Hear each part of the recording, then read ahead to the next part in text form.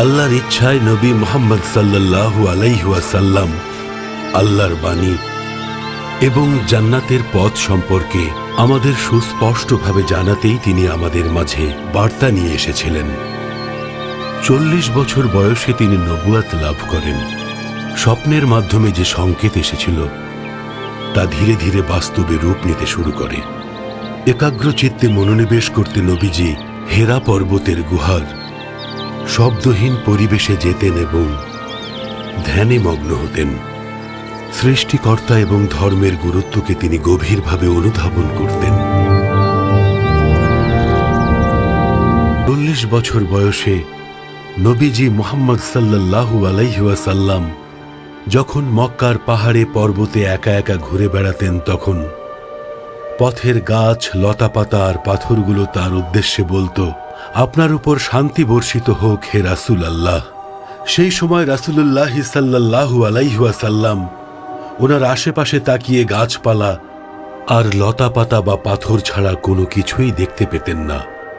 রমজান মাসে আল্লাহর ইচ্ছায় নবীজিকে সম্মানিত করার উদ্দেশ্যে জিব্রাইল আলাইহিস সালাম বার্তা নিয়ে হাজির হন যখন তিনি হেরা গুহায় ধ্যানমগ্ন ছিলেন।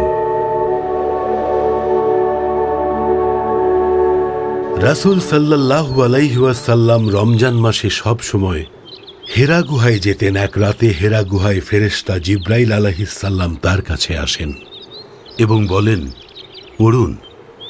নবীজি জানালেন, আমি পড়তে জানি না। তখন জিব্রাইল আলাইহিস সালাম নবীজিকে সজোরে আলিঙ্গন করেন, তারপর ছেড়ে দিয়ে পুনরায় বলেন, পড়ুন। তিনি বললেন, আমি পড়তে জানি না।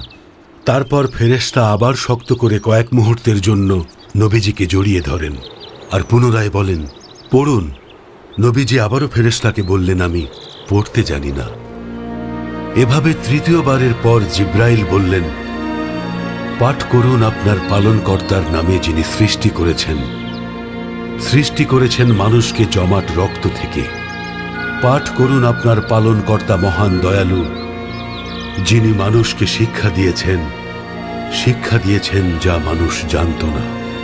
অতঃপর আল্লাহর রাসূল পুনরায় তাঁর মানসিক শক্তি ফিরে পেলেন এবং হৃদয়ে তীব্র কম্পন অনুভব করতে শুরু করলেন। আর পাহাড়ের মাঝখানে একটা কণ্ঠকে বলতে শুনলেন, হে মুহাম্মদ, আপনি আল্লাহর রাসূল এবং আমি জিব্রাইল। নবীজি বললেন, আমি তাকে আকাশে খুঁজতেই থাকলাম যতক্ষণ না দেখলাম।